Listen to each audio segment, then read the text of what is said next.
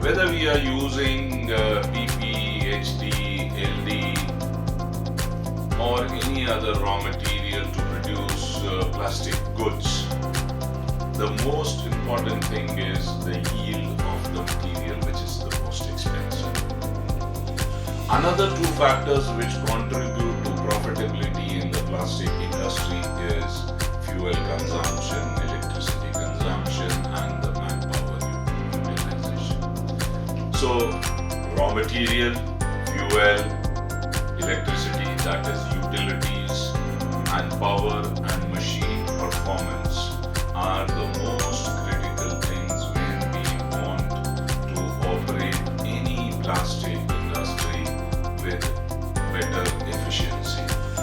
Now, lean manufacturing, when we talk about the first pillar of lean manufacturing, that is total flow management, we design the plant in such a way that the material handling is minimum, because plastic goods tend to be heavy or maybe light also, but then the volume is too high. Another pillar which we use is and apply is total productive maintenance. So the performances, the OEE, the MTBF, the MTTR, that is the health of the machines, are fantastic. So the cost per piece goes down. Quality is fundamental, so we apply TQM.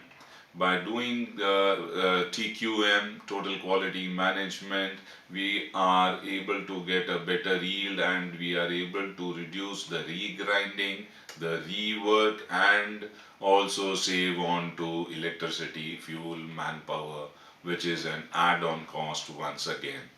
Human management, that is THM, the last pillar of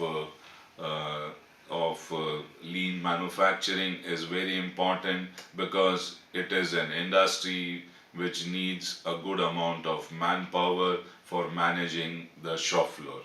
So plastics industry, we focus on these fundamental drivers of manpower, electricity, raw material, quality, so that we can create a core competence level to place our goods in the market.